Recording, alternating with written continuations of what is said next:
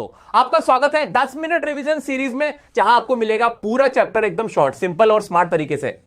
बस 10 मिनट दीजिए और परीक्षा में पाइए पूरा कॉन्फिडेंस। है एग्जाम्स का प्रेशर कितना होता है, लेकिन आप मेरे साथ चलोगे तो रिवीजन हो जाएगा बिजली की तरह तेज, बिना बोर हुए और बिना टाइम वेस्ट किए। तो चलिए शुरू करते हैं आज का चैप्टर का। सबसे पहले समझते हैं इसका मेन आइडिया। अब चलते हैं हमारे नेक्स्ट चैप्टर की तरफ। नेक्स्ट चैप्टर हमारा journey to the end of the earth. इसके नाम से क्या समझ में आ रहा है कि एक जर्नी है, एक यात्रा है एंड ऑफ द अर्थ की, है ना। आओ चलो देखते हैं। तिशानी दोशी इसकी राइटर है। इसके अंदर क्या बताया गया है, आओ देखते हैं। The author went to a trip of Antarctica. Antarctica एक कॉन्टिनेंट है जहां पे सिर्फ बर्फ ही बर्फ है, देखा है ना तुमने, पिक्चर्स में देखा होगा। तो ये वहां की ट्रिप पे जाती है हमारी राइटर तिशानी दोशी, ठीक है। India and Antarctica were connected 650 million years ago. और इस चैप्टर में क्या बताया गया है, तिशानी दोशी बताती है कि भाई इंडिया, हमारा जो भारत है वो अंटार्कटिका से पहले ये एक ही थे। कब एक थे? 6 साल पहले, 2 साल पहले, नहीं 650 मिलियन साल पहले। अब वो क्या बताती है, she talks about the climate change and ecosystem. इसके अंदर क्लाइमेट चेंज के बारे में बताती है, इकोसिस्टम के बारे में बताती है। देखो अंटार्कटिका की जब भी बात होगी ना, ozone layer, global warming, ecosystem, environment, पृथ्वी का सर्वनाश, इससे रिलेटेड बातें होती हैं। तो तुम्हें मैं ट्रिक बता रहा हूं, ठीक है, इस चैप्टर में और कुछ भी नहीं है, जनरल टॉपिक है ये, बिल्कुल जनरल टॉपिक। कि ओजोन लेयर तुमने बचपन से ऐसे लिखा है ना, बस ये उसकी ही रिगार्डिंग पूरा चैप्टर है। Ozone layer getting thinner, climate change due to fossil fuels. भाई ये जो फॉसिल फ्यूल्स हैं जो क्लाइमेट को गर्म कर रहे हैं, उससे ओजोन लेयर पूरी डिप्लीशन हो रहा है उसका, और जो टेम्परेचर है वो बढ़ रहा है, बर्फ पिघल रही है अंटार्कटिका की, ये सारी बातें इसमें बताते हैं। और एग्जांपल ऑफ साइटोप्लैंक्टन, और वो फाइटोप्लैंक्टन बल्कि इसका प्रोनाउंसिएशन है, फाइटोप्लैंक्टन के बारे में बताते हैं। फाइटोप्लैंक्टन क्या है, ये एक तरह की ना घास समझ लो, एक तरह का घास होती है जो उगती है सी लेवल पे, तो ये उसके बारे में बताते हैं। Watched seals hanging out on ice, और फिर लास्ट में वो सील जो एक तरह के जानवर तुम देखे होंगे बर्फ के अंदर होते हैं, ये उसे देखते हैं, खुश होती हैं। ये टोटल अपना सफर जो ट्रिप है ना अंटार्कटिका, वो बता रहे हैं। तुम भी ट्रिप पे जाते हो ना, बस ये भी ट्रिप पे गई हैं। ये मद्रास से है, वैसे बेसिकली साउथ इंडियन है, और जो राइटर है तिशानी दोशी जी। आओ अब इसको मोटा मोटा तो देख लेना क्या है इसके अंदर, है ना। अब आओ इसको छोटे छोटे देख लेते हैं। आ जाओ देख लो, इसी तरह की बर्फ है वहां 24 घंटे दिन निकला रहता है, रात नहीं होती, तुम्हें मैं बता देता हूं, ठीक है। 24 घंटे समर के टाइम में वहां दिन निकला रहता है। So the author who is on a cool trip to Antarctica, they have already travelled for 100 hours by car, plane and ship, and they are finally getting close to their destination. जो author थी south India से Antarctica जा रही थी, जब 100 घंटे तक का उन्होंने सफर कर लिया था। शिप से भी चली गई थी, गाड़ी से भी चली गई थी, एयर से भी चली गई थी, प्लेन से भी चली गई थी, तो सब वाहन ऑलमोस्ट उन्होंने यूज कर लिए थे। 100 घंटे समझ लो तकरीबन कितने दिन हो गए, लगा लो तुम अंदाजा लगा लो कितने दिन हो गए, 5-6 दिन लग गए उनको वहां पहुंचने में। Their goal is to explore and learn all about this mysterious and unique place। उनका गोल क्या था, वो एक स्टूडेंट के ग्रुप के साथ जा रहे थे, जो उनका जो मिशन था वो यही था कि वहां की जगह को, जो उनकी उसकी यूनिकनेस है उसको देखें, और ये जो मिस्टीरियस प्लेस कही जाती है, क्योंकि वो आबादी नहीं, वहां कोई रहता नहीं है, वह इंसानी जीवन नहीं है, तो वो वहां जाके उसको एक्सप्लोर करना चाहते थे। Antarctica is a pretty wild place, काफी वाइल्ड प्लेस है। It's covered in ice. In fact, 90% of the whole world size is there. दुनिया में जितनी टोटल बर्फ है ना, उसकी 90% बर्फ अंटार्कटिका में है। आगे बढ़ते हैं। And there are not any trees or buildings or anything like that. अब भाई वहाँ बिल्डिंग होगी क्या, मतलब कैसे स्टूपिड सी बात है ना, ये तो हमें पता ही है ना, वहाँ बिल्डिंग नहीं है, वहाँ ना कोई ट्रीज है, कुछ भी नहीं है, वहाँ सिर्फ बर्फ है। And during this summer months, जो समर के मंथ्स होते हैं गर्मियों के महीनों में, there are 24 hours of day light, वहाँ 24 घंटे दिन निकला रहता है। It's also really quiet there, वहां काफी शांति है। अब भाई वहां कोई नहीं है तो शांति तो होगी ना, ये कोई सोचने वाली बात है।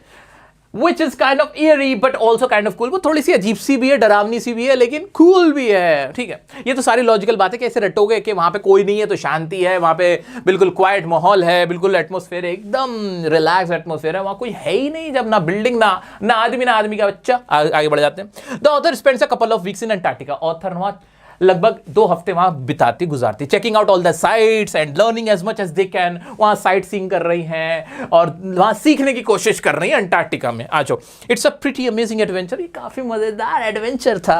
And you can not help but be a little bit jealous. आप कुछ नहीं कर सकते, लेकिन थोड़ी जेलसी होती है कि यहाँ कितनी शांति हो, जहां हम रहते हैं वहां कितना शोर-शराबा है, ये सब है। अब मैं तुम्हें एक अंदर की बात बताऊं, तुम्हारी मेरी बात है, किससे बताने की नहीं है, ठीक है। नहीं बताओगे ना, पक्का प्रॉमिस। एक बात बताऊं, हम लोगों में से ना पता नहीं कितने ऐसे होंगे जिन्होंने आज तक स्नोफॉल ही नहीं देखा, क्योंकि भाई हम लोग भाई है गरीब आदमी है, हम कभी कहीं अपने मोहल्ले से बाहर तो निकल नहीं पाते, जिंदगी गुजर जाती 2 वक्त की रोटी कमाने में। लेकिन कुछ लोग ऐसे भी है दुनिया में जो इतना सफर करके 2 हफ्ते अंटार्कटिका में एंजॉय कर रहे हैं। तो ठीक है, तो ये कहानी सिर्फ तुम्हारी ना और तुम्हारी और हमारी गरीबी को दिखाने वाली कहानी है कि देखो तुम लोग कहीं नहीं जा सकते, देखो अंटार्कटिका में कितनी ऐश कट रही है। तुम इसको इस तरह से समझ लेना, तुम्हें सब याद रह जाएगा, ठीक है। कपल ऑफ वीक गुजार रही है ऑथर वहां, पूरी मस्ती कट रही है, साइट सीइंग हो रही है, एक्सप्लोर कर रहे हैं, एडवेंचर हो रहा है, पूरा ग्रुप गया हुआ है, मजा आ रहा है भाई, बिल्कुल मजा आ रहा है, एंजॉय कर रही है ऑथर। और क्या क्या एंजॉय किया हो देखो, तुम जेलस मत होना, तुम जेलस मत होना। The author is thinking about something pretty cool. A long time ago, India and Antarctica were actually connected. Author ना फिर उसको ख्याल आता है, उसने कहीं पढ़ा था कि जो इंडिया और अंटार्कटिका थे पहले एक थे. They were part of a giant landmass called Gondwana that existed over 650 million year ago. ठीक है, तो 650 मिलियन ईयर्स ago जो पहले ना जो इंडिया था वो पूरा एक होता, फिर बिग बैंग हुआ, फिर ये सब कुछ अपना अलग अलग कंट्रीज बन गई. Back then the climate was a lot warmer and there were all kinds of plants and animals living there. Antarctica में पहले प्लांट्स भी थे, एनिमल भी थे, और वार्मर था पहले, और फिर ये कंट्रीज बन गए. ठीक है, of course that was all long time ago, way before humans even existed. ये तब था जब ह्यूमन भी नहीं था. Eventually after about 500 million years Gondwana broke apart and turn into the countries we know today. ये रिपीट हो रही है बात. The author also talks about climate change. अब ये इंपॉर्टेंट है, एग्जाम के पॉइंट ऑफ व्यू से इंपॉर्टेंट है. ऑथर बात करती है क्लाइमेट चेंज के बारे में, which is a big deal these days.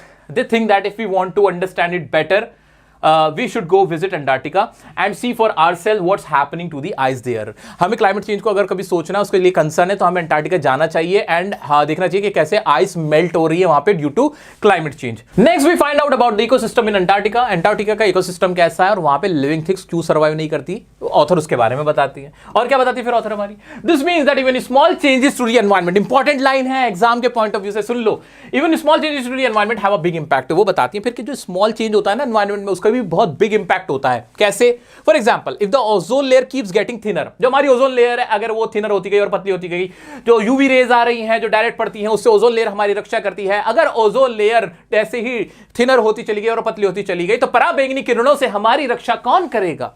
ठीक है, it will affect the animals that live in the area and the birds and sea creatures. It could even mess up the way carbon moves around the world. और इससे जो carbon है, carbon का जो level है वो भी effect हो जाएगा, जो बर्ड्स हैं, एनिमल्स हैं वो भी इफेक्ट होंगे. ओजोन लेयर अगर इस तरह से ही पतली होती चली गई. ये बताती कौन? तिशानी दोषी. इंपॉर्टेंट पॉइंट इस चैप्टर का, इससे रिलेटेड एग्जाम में आएगा. आ जाओ.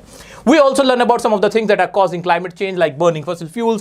This is bad news for Antarctica and it could be dangerous for people too. The author uses the example of phytoplankton to help explain why. अब वही पुरानी बातें बचपन से लिखते हुए आ रहे हो, ऐसे आज 12वीं कक्षा में आ गए हो तुम. Ozone layer, climate change, global warming, वही है कि भाई जो फॉसिल फ्यूल्स हैं उनकी जलने से पोल्यूशन लेवल बढ़ता है और उसकी वजह से ओजोन लेयर को भी नुकसान पहुंचता है, डिप्लेशन होती है, उससे क्लाइमेट चेंज होता है. और जो वार्मर हो रहा है, जो पूरी अर्थ का टेम्परेचर है जो लोगों के लिए डेंजरस है, और उसके लिए फाइटोप्लैंक्टन एक तरह की घास होती है जो सी लेवल पे उगती है, वो उसका एग्जाम्पल देखिए यहाँ पे हमारे राइटर समझाती हैं. आगे बढ़ते हैं. Finally the story ends with the author watching some seals hanging out on the ice. वो जो देखे हो ना सील्स, वो जो फोटो में भी दिखाया था मैंने, वो आइस पे वहाँ पे खेल रहे हैं, वो उनको देखती है. It's really beautiful scene but it also makes the author worry about the what might happen in the future. But ये देख के ना ऑथर को खुशी तो होती है, फिर उसे लगता है अगर इसी तरह से क्लाइमेट चेंज होता रहा अंटार्कटिका का तो यहाँ पे से तो ये भी विलुप्त हो जाएंगे, ये भी डिस्टिंक्ट हो जाएंगे. आ जाते हैं. Will we be able to keep this kind of beauty around or are we headed for disaster? वो कहते हैं क्या ये ब्यूटी ऐसी बनी रहेगी या फिर हम बर्बादी की तरफ बढ़ रहे हैं. ये सोच के राइटर क्या है, एक राइटर एक सोच रही हैं, चिंतक भी हैं, उनको प्रॉब्लम भी हो रही है सोच के कि यार क्या होगा आगे. ये टोटल चैप्टर के अंदर बताया गया.